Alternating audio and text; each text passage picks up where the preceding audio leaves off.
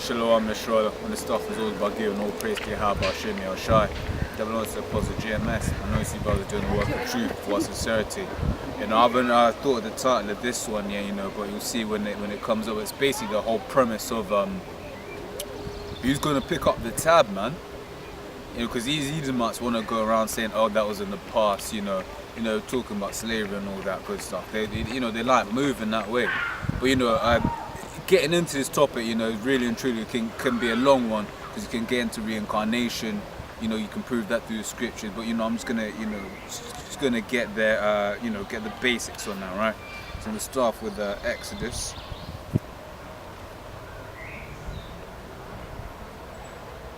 It says Exodus 20:5 says, "Thou shalt not bow down thyself to them, nor serve them, for I, the Lord, thy power, am a jealous power, right, visiting the iniquity of the fathers upon the children, upon the third and fourth generation of them that hate me," right? You know, because ultimately that's basically what we're saying about reincarnation, man. Because what these Edomites, these so-called white people, what they don't realize, man, is that they are their forefathers, man. You know, because they like saying, oh, but that wasn't me. You know, just like how, you know, how if you get a mortgage, right, and you don't pay that shit off, guess what goes to your kids? The debt, man. You know, just like that's the thing with all debts, man. You know, with all debts, if you don't pay it off, it gets passed down as inheritance, man.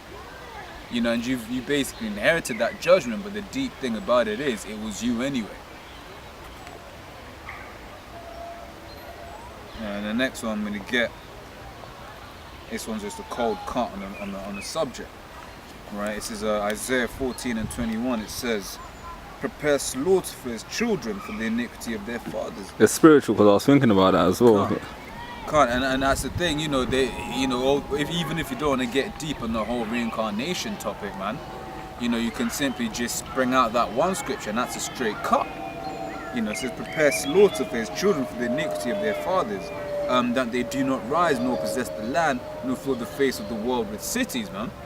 You know, that they do not rise, because ultimately, man, because, you know, these guys like talking about, oh, how, you know, Cornelius is an Edomite and all that stuff. What they basically mean by saying that one Edomite can make it into the kingdom of heaven, that the nation of Edom can come back again. That would make the whole chapter of Obadiah irrelevant, which is blasphemy, because you can't take away from the book. Exactly, that's the thing, man. You know, that's what these people don't seem to realize, man. You know, just if you take the case of you know, out of one man, you know, our forefather Israel, you have the whole nation of Israel. You know, and that came from one man. So if you're saying that one Edomite can make it, you know, that one Edomite has 5 kids, you know, and then those 5 kids each have 5 kids, and those, you know, 25 kids each have 5 kids. That's 125 Edomites, all from one man. You know what I'm saying?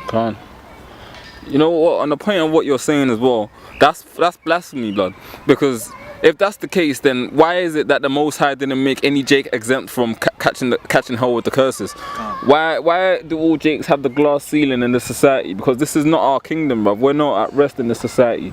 The white man rules the society, and it's only right if he's reaping the benefits of the society. If his children are able to run around like this little buggered here, happy and freely, why do we have to, you know, why is it that we got to bear the hell as a nation, but a few of them can make it? You know what, just to back your point up here, I was reading this article on slavery, and it's just a quick point. It's just basically the history of slavery, yeah? And it goes on to the point of saying Britain accounted for half. It says Britain accounted for half of all the slaves transported across the Atlantic Ocean. The bulk of slaves was to the West Indies, Jamaica in particular, amounting to more than 1.6 million people in total. By the end of the 18th century, Britain has become the largest and most accomplished slaving nation in the world. The profits transformed the lives of people living in Britain. It changed their landscapes. Money was poured into new buildings, houses, schools, universities, museums, libraries. Their taste turned sugar from a luxury into a commodity, and their local economics banks grew rich from profits made by some of Britain's most notorious slave traders. And you know, it even goes into the point, the basic fact, we have a train station called Elephant and Castle. That Elephant and Castle goes back to slave gold, man. That there's a ship, there's a pub, Salakio. There's many pubs called Elephant and Castle. There's a station, like I was saying, called Elephant and Castle. That goes back to slave gold, man. This place is rich in the prosperity of the blood of our forefathers, and you gotta go down for it. Fuck you, so. Can't, you know, these times they're saying, you know, we can, you know, we don't mind taking the finances that we've inherited. You know, we don't mind taking the wealth that we inherited, but they don't want to take the debt that they inherited, man. Go on. You know, and do you know what? That's too bad. You're gonna take that debt that you've inherited. You know, That's and that right. debt is your blood. That debt is your life. You know, and you're the ones who are gonna be paying that debt off, man.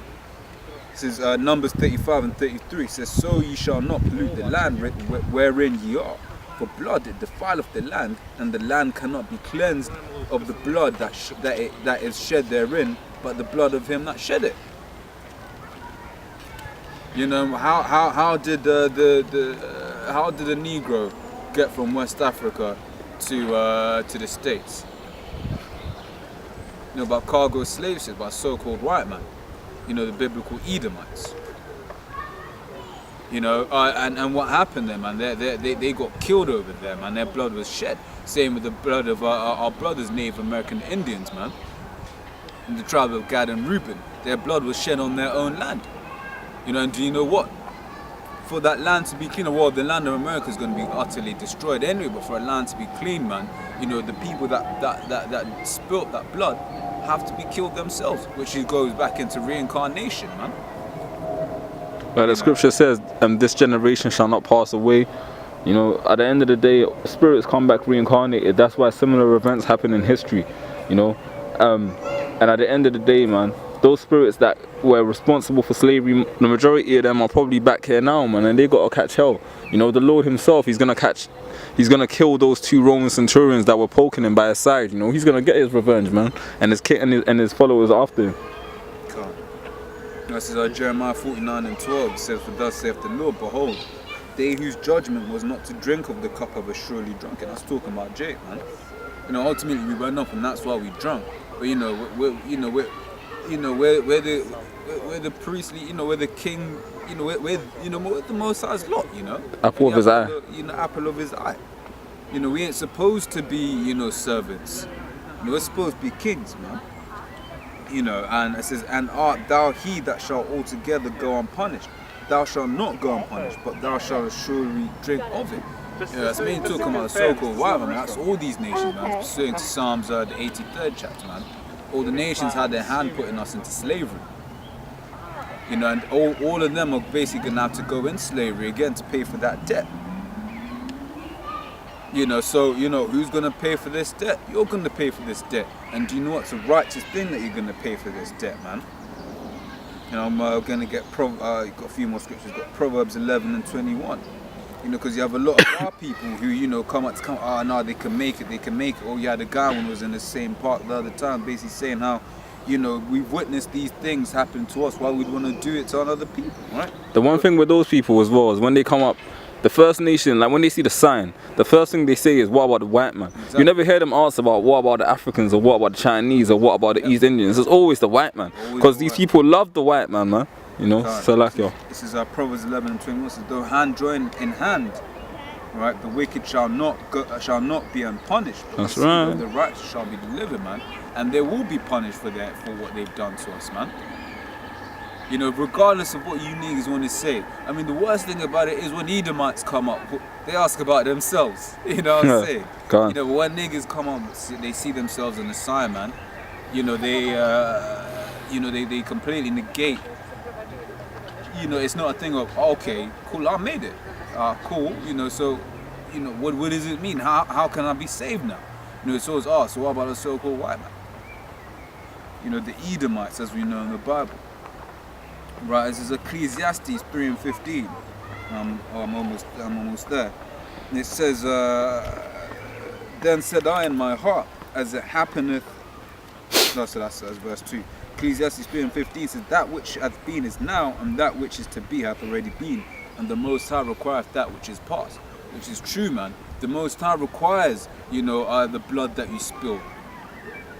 You know, because Esau's got a long tab, man. You know, when the elder brothers in the camp were basically going into it, man. You know, Esau's tab is still open, man. It's been open since way back when from Cain, man. You know, and he has to pay for that tab, and the time for him to pay is coming up soon, man. You know, Lord's will, you know, brought myself and the brother here, we were of the elect. And when this destruction is coming now, we can be in the chariot seeing it, man. You know, and with that, I'm just going to say shalom. Shalom.